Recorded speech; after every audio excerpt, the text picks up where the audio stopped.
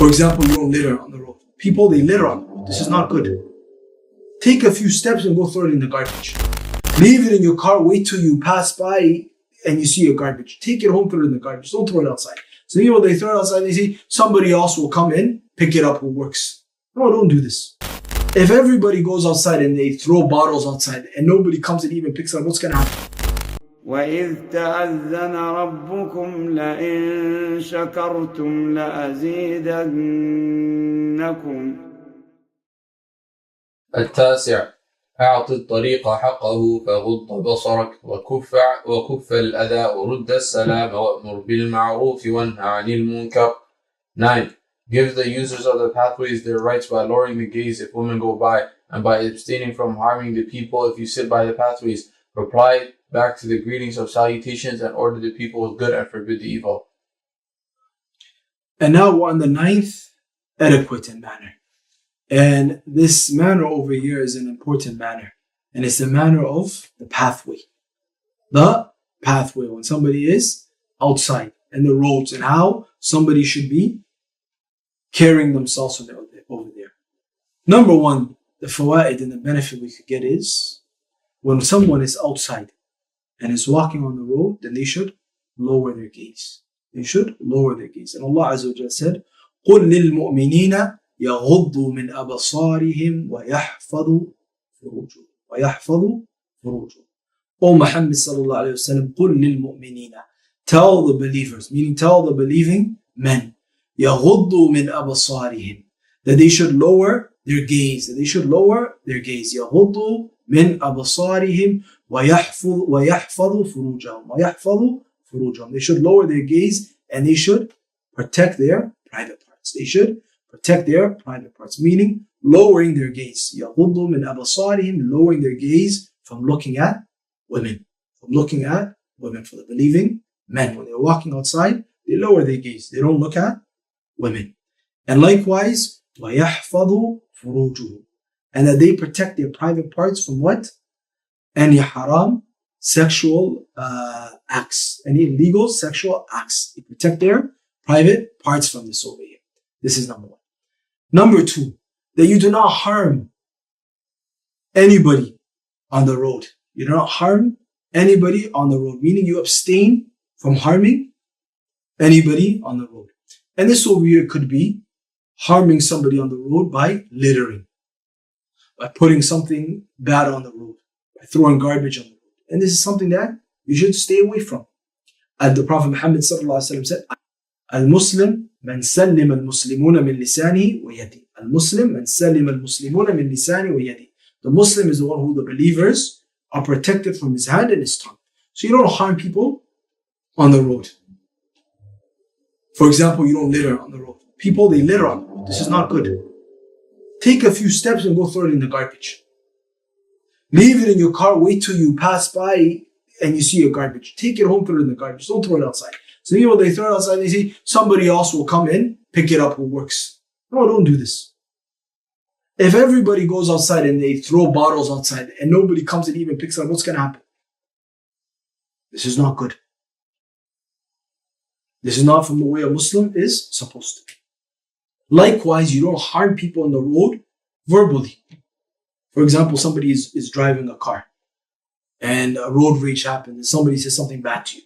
You now do not go back and say something bad to them and steep in their level. You don't do this. If somebody comes and says something bad to you, then you don't say nothing bad to them.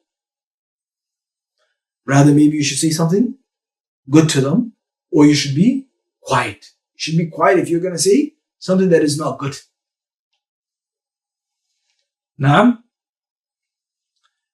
the next benefit that you could get from this over here is, likewise, if there's rules and regulations in the road. For example, there's traffic lights. For example, there's stop signs. You follow this over here. You follow the rules and regulations in the road. So long as it does not go against the Sharia. If there's something that goes against the Sharia, then you don't follow it. But if there's a traffic light, that yellow means this, red means this, green means this, you follow this over here. If you see a police officer on the road signaling people, you follow him over here. It was mentioned was mentioned regarding Shaykh Uṣaymī rahimahullah, Al-Ādāb Muhammad bin Ṣāliḥ Al-Uṣaymī, may Allah have mercy on him, that he was going somewhere and one of his students was driving him and they were rushing. So the student was speeding very quickly and then they got pulled over by a police officer. And when they got pulled over by the police officer looked and seen it was Shaykh Uṣaymī and he let him go. And the Shaykh rahimahullah, he asked the student, what happened? Why did he pull us over? And the student said, we were speeding. So he pulled us over, he didn't give us the traffic ticket. Shaykh Uṣaymī said, go back to the police. They went back to the police where the police were, and he said, why did you pull us over? He said, we're speeding. You were speeding.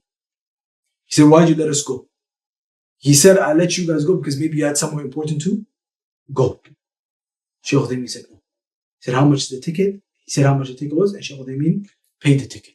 He paid the ticket. So this is how somebody's supposed to be generally. You follow the rules and the regulations on the road. Likewise, from the benefits that you can get from this over here is if you see a Muslim walking by, you should say, Salaam alaikum on the road. You should send a salam to them. Likewise, the benefits we can get from this over here is you should enjoin the people to what is good. Al-amru bil-ma'ruf. Wal-nahi anil-munkar. And likewise, forbid what is wrong. To the best of your ability. To the best of your ability. For example, if you're going to be walking to the masjid. You're going to the masjid, and as you're walking up to the masjid, you see some young boys, they're playing outside. You see the iqamah is gone and people in salah. So you tell the young boys, come, let's go pray together.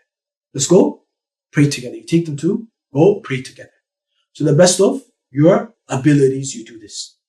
But if you are in certain places and you see something evil outside on the road that is against the Sharia, then you follow the statement of the Prophet Muhammad sallallahu alaihi wasallam, "Man ra'a minkum munkaran falyughayyirhu biyadihi, فإن لم يستطع فبلسانه, فإن لم يستطع فبقلبه, وذلك أضعف الإيمان." If you see evil, then change it with your hand. If you're unable to change it with your hand, then with your tongue. If you're unable to change it with your tongue, then you hate it with your heart. And that is the lowest level of Iman, faith. But you don't become like those foolish people who live in the West and then they would see some of the non-Muslim people who live in the West and maybe who were walking in the road drinking alcohol. And they would run and they'd say, you're not allowed to drink alcohol. You're not supposed to do that. Rather, in that type of situation, what you do is you hate it with your heart and you walk. Likewise, the benefits we can get from this over here is removing something harmful from the pathway is something that is recommended in the Sharia. And we know this over here is from Iman. This over here is from Iman. وَأَدْنَاهَا إِمَاتَةُ الْعَدَى عَنِ الطَّرِيقِ. Removing something harmful from the pathway is the lowest level of Iman. Is the lowest level of Iman. Now,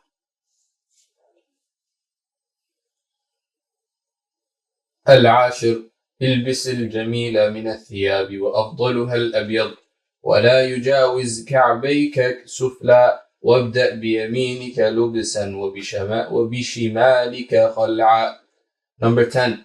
Clothe yourself with the best of clothing, the thobe and khamis, the best of them being the white thobe / khamis. It is not permissible for your ankles to pass your ankles as a man. If you desire, it is not permissible for your clothing to pass your ankles, men. If you desire to clothe yourselves, then begin with the right side, and if you desire to undress, then begin with the left side.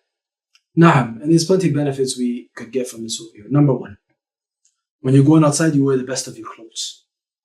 You wear the best of your clothes. You don't wear something that is bad, something that is dirty, something that is not clean, and you try to say this is a way of being humble. No, you don't do this. Rather, when you go outside, you wear the best of your garments. Inna Allah jamilun yuhibbul jamal. Inna Allah jamilun yuhibbul jamal. Allah Azza wa Jal is al-jameel. And Allah Azza wa Jal, then He loves beauty. Allah, He loves beauty. And likewise, we know, إِنَّ اللَّهَ طَيِّبٌ لَا يَقْبَلُ إِلَّا طَيِّبًا. Allah Azza wa Jalla is a tayyib, and He does not accept that which is a tayyib, meaning good and pure. Good and pure. إِنَّ اللَّهَ جَمِيلٌ. Allah Azza wa Jalla then is beautiful. يُحِبُّ الْجَمَالِ. And He loves beauty. And He loves beauty. So the individual, when they go outside, they have to wear the best of their garments. They have to make sure it's clean. And how do we know something is the best of your garments? شرعا وعرفا. What it is in the Sharia and what it is in the customs of the people. Sharia, what you're wearing, is it permissible? For example, the Shaykh spoke about the man's garments being above the ankle. It has to be above the ankle. Anything below the ankle goes against what? Shar'an. So you can't wear that, or you have to tailor it. Shar'an, you have to look and see what is the best of clothing, what you're allowed to wear, what you're not allowed to wear. Urfan, you look and you see the customs of your people. So long as it's permissible. So long as it's permissible, then you could wear it. But if it has shirkiyat on it, and kufriyat on it, then you cannot wear it. Or if it's showing your aura, then you cannot wear it. Likewise, the benefits you get from this over here is the best of all thobes is what? The white thobe is the best of all thobes, is the white thobe. So each time a Muslim goes outside, then he should dress well. A Muslim man, he should wear good garments, good clothing, he should put on good perfume. He should look good when he's going outside. Especially when on the day of Jum'ah. Especially on the day of Jum'ah. And the point where the Shaykh, he spoke about the garments being below the ankle. The garments being below the ankle is haram. Is haram. So you have to make sure that your garment is above the ankle. Even if someone is doing it unknowingly, then they need to be told that this is haram and you're doing this unknowingly. It was mentioned regarding Umar bin Khattab, radiallahu anhu, that the scholars of Sirah mentioned, when Umar was on his deathbed, then a young boy came to send salam to him. And the young boy's garments were below his ankle. And Umar, while he's on his deathbed, he called the young boy back and he advised him. So if you see your brothers have their garments below their ankle, you should advise them to put it above their ankle. And with that, we conclude the book Al-Ādāb al Asharah, Shaykh Ṣāliḥ al Uṣaymī, حفظه الله. And these are 10 etiquettes and 10 manners that are mentioned a lot in the Sharia, and that a Muslim does every single day in their life, meaning they're repetitive. So it's important that we do our best to perfect our manners. Because manners, they're very important in the religion of Al-Islam. As Allah Azza wa Jalla said regarding the Prophet Muhammad sallallahu alaihi wasallam, وَإِنَّكَ لَعَلَى خُلُقٍ عَظِيمٍ. Verily, O you Muhammad sallallahu alaihi wasallam, you have an upright and noble character. So with that, we have finished this book over here. We ask Allah Azza wa Jalla to accept it from us and to accept it from our brothers at Markaz at-Taysir. And inshallah, we will continue with the next book that will be mentioned soon. وهذا وصلى الله وسلم على نبينا محمد وعلى آله وصحبه أجمعين. وإذ تأذن ربكم لئن شكرتم لأزيدنكم